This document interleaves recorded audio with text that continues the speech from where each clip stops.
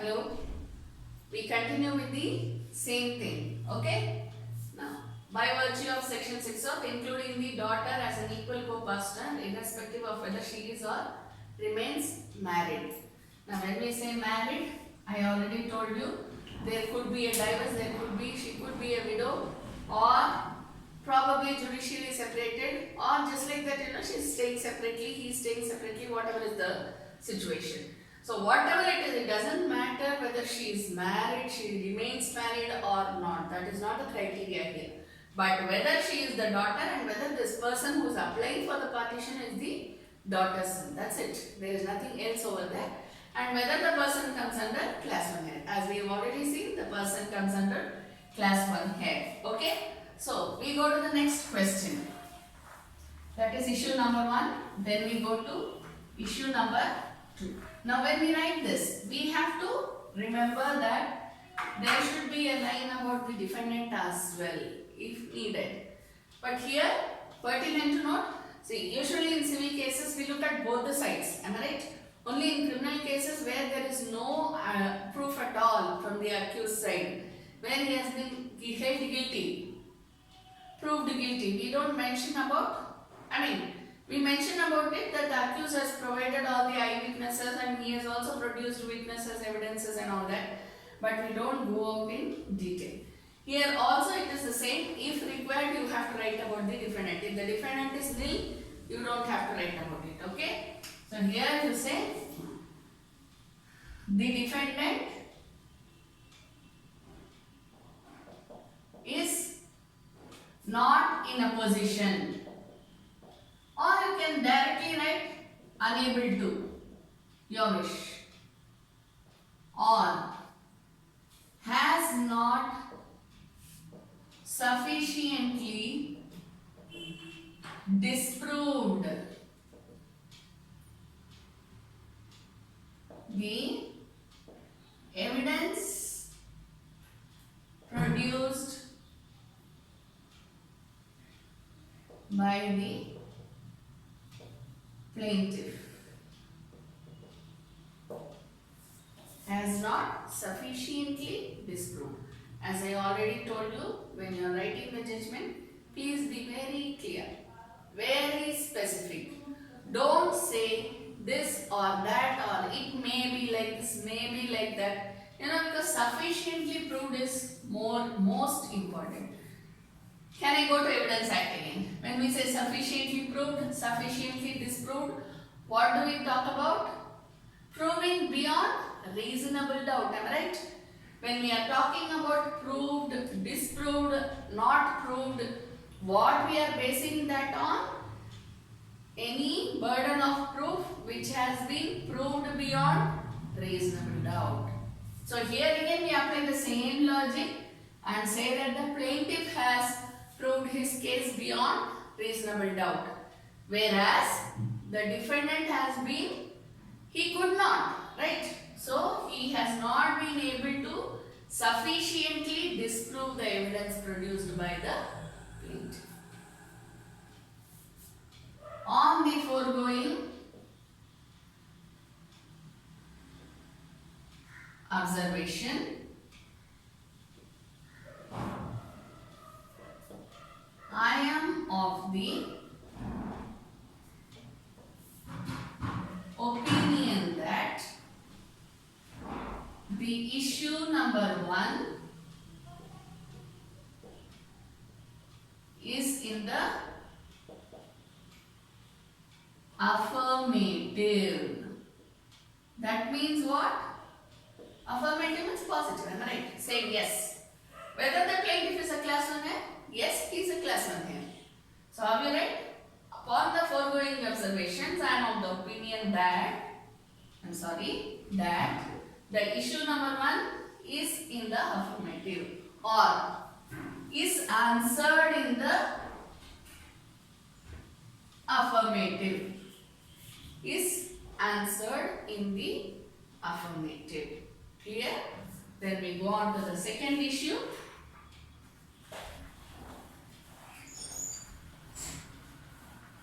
This is again on the another imaginary premise. whether the plaintiff is involved or contributing to the labor and or any other such activities in respect of the suit schedule property.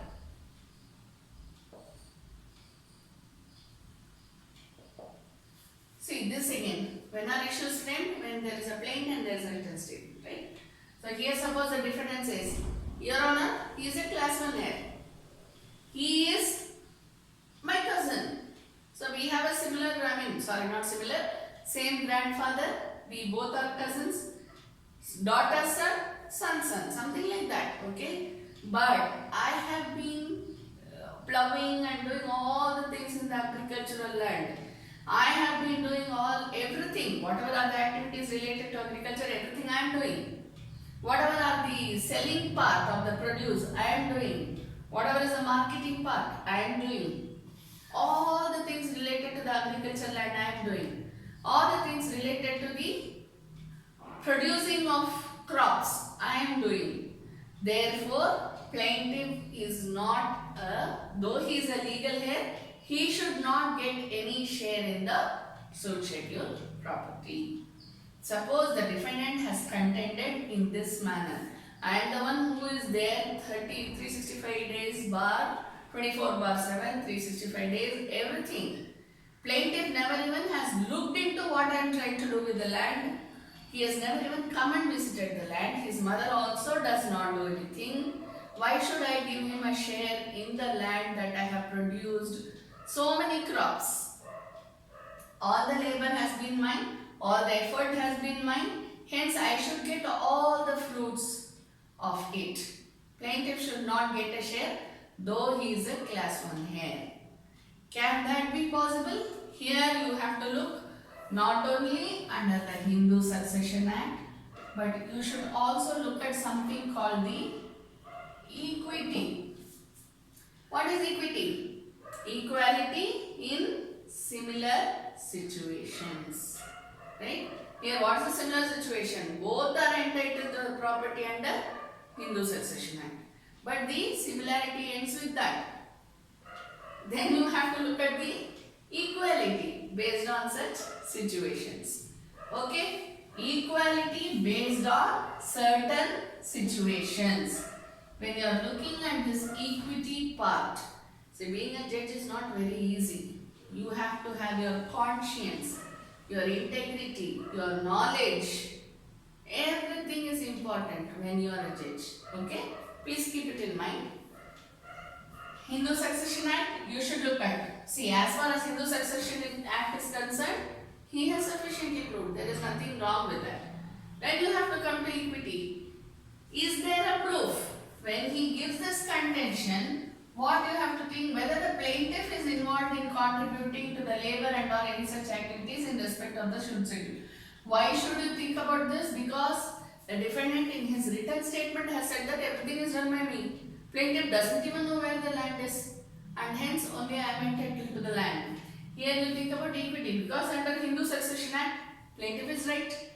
If you look at equity, defendant is right. What are you going to do now? Okay?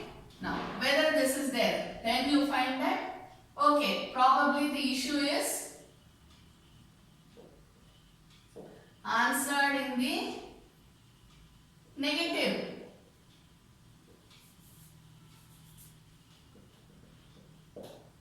You cannot just leave it at that. What you should say? The defendant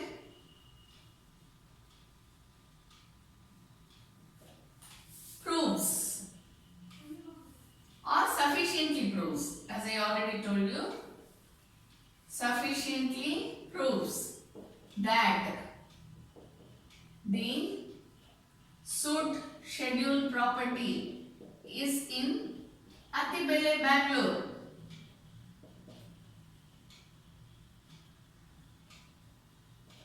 Where while the plaintiff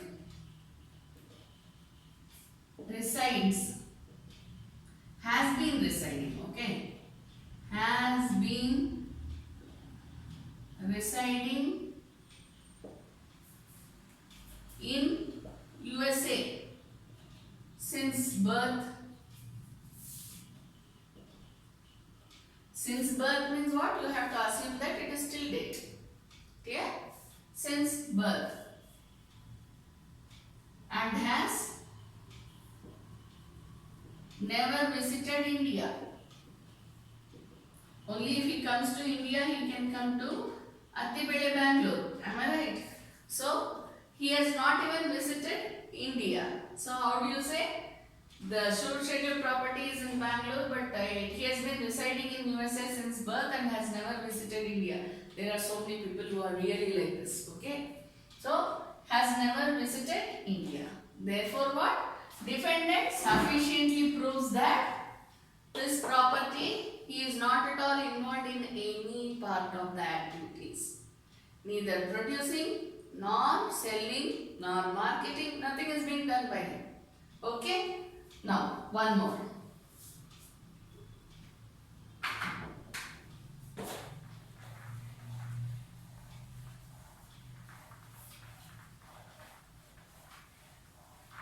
Again, here what you have to write? In reply or looking at the plaintiff's side, I observe that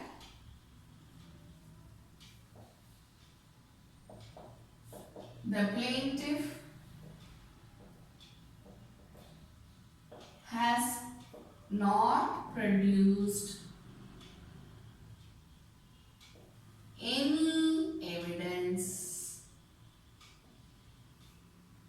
regarding his visit or visits to India except for institution of this suit.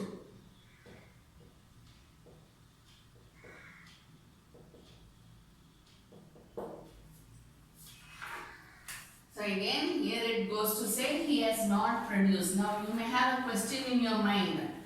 Plaintiff has not produced, but probably he is a 40-year-old man. Will he have the flight tickets when he was a child and when he visited India? No. You know, there are such questions which come up in our mind. Especially when you are a judge, you will have such questions in your mind. Okay? But you should not get into too much detail like that, because that would be very harmful in writing your judgment. You will not be able to arrive at anything in that case. Okay? So what you have to see? Reasonable time. You remember that? In Contract Act as well as in tort, in whatever act you take, there is something called the concept of reasonable time. Same thing applies to judgment writing. When you are looking at evidence, how you should see? Whether he has proved reasonable time. See, probably if he is a 40-year-old man or 25-year-old man or a girl, whoever it is. I mean, here we are talking about son, so we say man. Suppose he is now aged 25 or 26-year-old. Okay? Then probably in the past 5 years at least, he should have had his tickets with him. Or he can get it anytime. Nowadays it is a matter of computer. Am I right? So you can get the ticket from the computer, or you could have get the ticket. Anything. Some proof that you have visited India. Okay? Or probably the photographs of having visited India 5 years back, 2 years back, whatever it is. You know, so any sort of evidence can be produced. There is no rule that it should only be the air flight tickets. Yeah? So any proof will do. Or he could have even neighbors as witnesses saying that, yes, Your Honor, he comes every year at least once from America to India to Attipele, Bangalore to look at the land and be there for 1 month. He could have brought in witnesses, oral witnesses, who will speak in favor of him. If not documentary evidence, oral evidence will also do, right? Something like that. Any evidence will do, but nothing has been produced by the plaintiff. Therefore, what happens? In reply, he has only contended. I observe that the plaintiff has not produced any evidence. You can even include here in support of his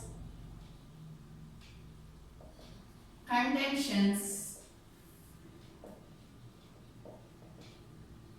regarding his visit or visits to India, except for institution of this one. Only for filing this case he has come to India.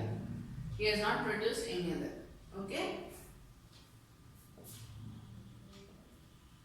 Going through the above observations.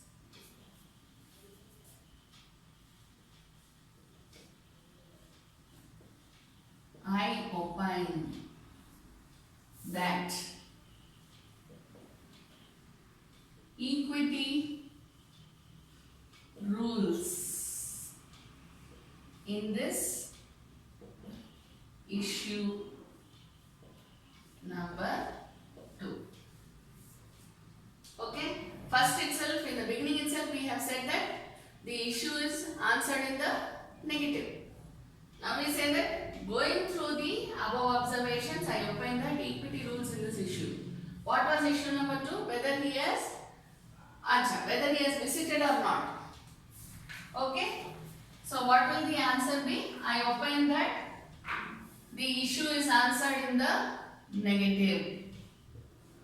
Issue is answered in the negative. Now we go to the third issue, probably the most important issue over here, because we will see whether he is entitled to any share or not.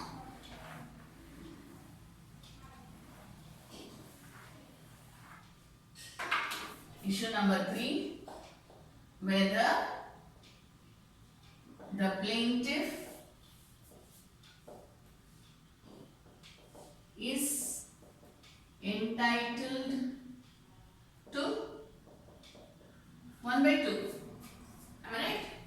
1/2 share in the suit schedule premises or property.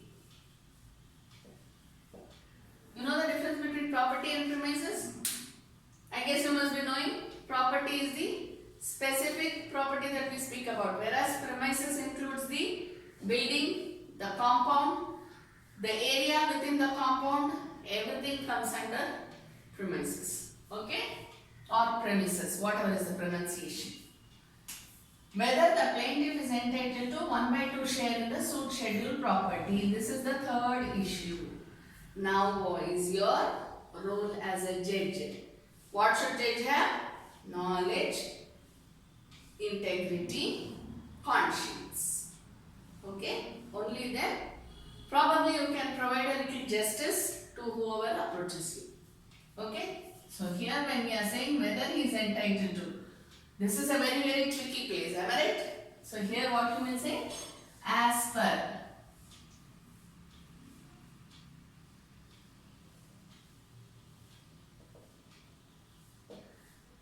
Going by the observations made by me while answering issue number 1 and issue number 2, going by the observations made by me while answering issue number 1 and issue number 2, I am compelled. You can use all these words, okay? Compelled to apply the concept of equity. See, English, you use whatever you want. I have already told you this. The concept of equity to this suit. You cannot stop here because, as I told you, it should be understood by both the parties. Lawyer, when he reads, can understand, because equity means equality in certain situations. That is what equity means. All the lawyers know. Probably few other professions also know what is equity, right? But not everybody knows what is equity. Equity means equality in certain situations. So here when you are writing, you cannot stop your judgment. I said that it should be understood by both the parties to the suit. So what you should do? You have to further explain whatever you are saying. Going by the observations made by me while answering the issue number 1 and issue 2, I am compelled to apply the concept of equity to this suit. Or you can say, in deciding this issue number 3. Okay? When you write like this, then you will say. Next paragraph. You come to the next paragraph. I note that the plaintiff is entitled to an equal share in the suit schedule property as per section 6 and the schedule number 1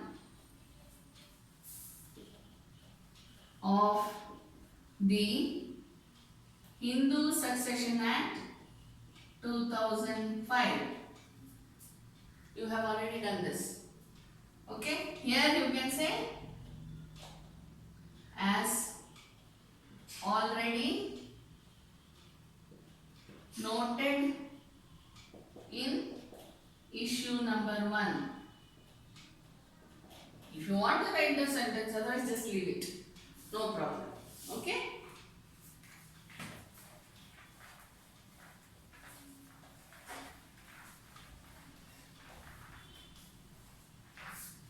So I note that the plaintiff is entitled to an equal share in the suit schedule property as per section 6 and schedule 1 of the Hindu Succession Act 2005 as already noted in issue number 1. Okay.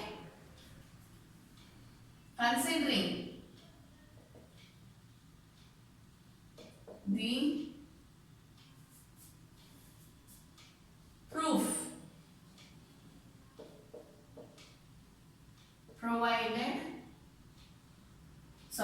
decided, considering the proof and the opinion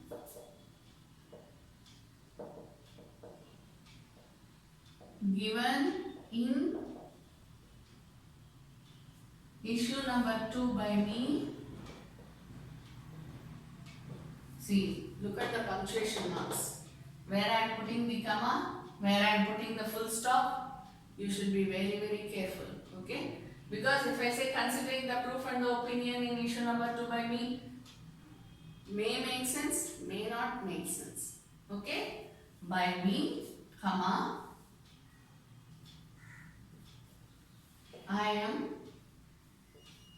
of the opinion that the defendant is the one solely taking care and managing entirely the activities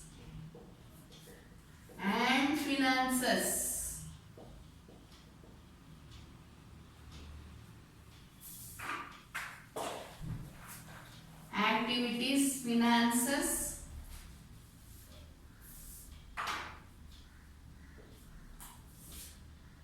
inputs, outputs.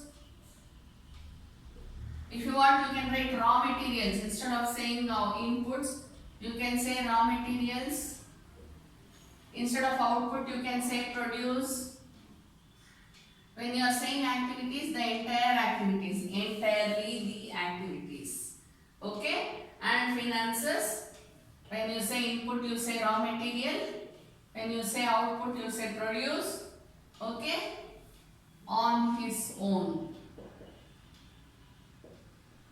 Without any type of, any manner of support, either financially or physically.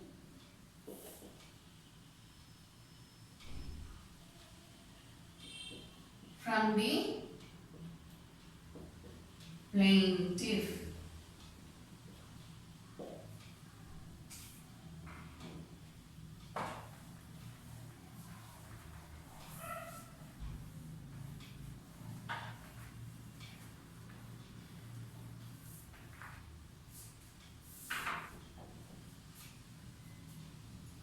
Observing, next paragraph, okay?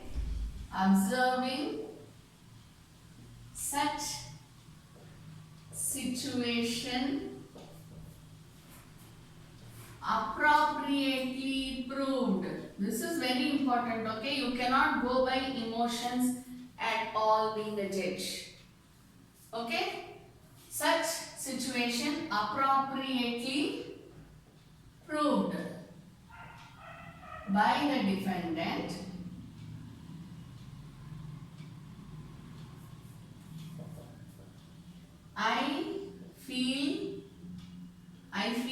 I opine strongly that though the plaintiff is entitled to an equal share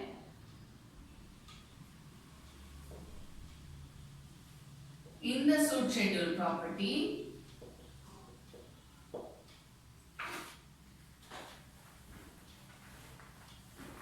as a class 1 legal heir,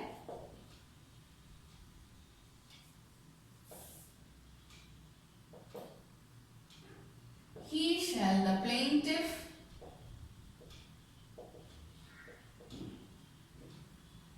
shall not be entitled to the equal share of the suit schedule property on the basis of equity. You can either directly say he is not entitled to it, or you can probably give him some little share. Okay? So depending on that, you write your judgment. As a class 1 here, he is entitled. So you cannot, even otherwise you can say that he is not entitled, but you can take a little lenient view of it and then say he is entitled to, say probably entitled to 1/4 share. Or even you can write it as he is entitled to half share, but he has to compensate the defendant for so many years of activities.